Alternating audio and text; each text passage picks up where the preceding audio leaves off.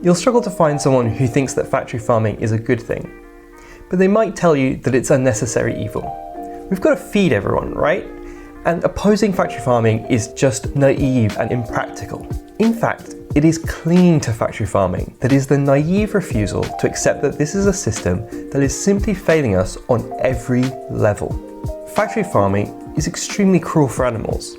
It packs them together so tightly and in such dirty conditions that they are unable to exhibit their natural behaviours and often suffer from many diseases. Factory farming is a leading driver of climate change and deforestation, as forests are cut down to make space to grow crops that we then feed to factory farmed animals. It is also polluting local environments.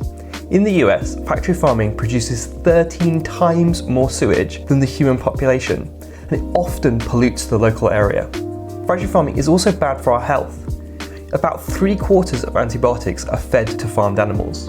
By overusing antibiotics in this way, we create the conditions for diseases that are resistant to these treatments to develop and evolve, and then potentially jump to humans too. It is estimated that by 2050, antibiotic-resistant diseases will be the leading cause of death globally. Maybe you're thinking, this sounds bad, but there are 8 billion of us on the planet.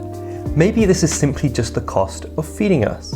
Well, it turns out that by putting an end to factory farming, by raising animals on pastures, by making plant-based alternatives more available, and by developing new, healthy proteins, we could feed 4 billion more people with the same amount of land that we currently use to grow food.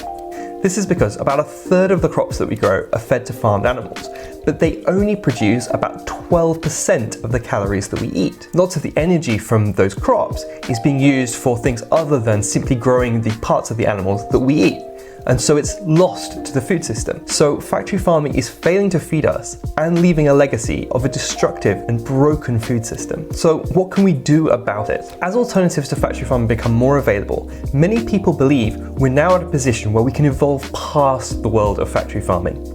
Together, farmers, food companies, charities, and us, citizens, can play a role in bringing about that change. The easiest way to help bring about the end of the broken system of factory farming is simply to support the organisations that are best placed to bring the change that we need. At FarmKind, we make supporting these charities as easy as possible.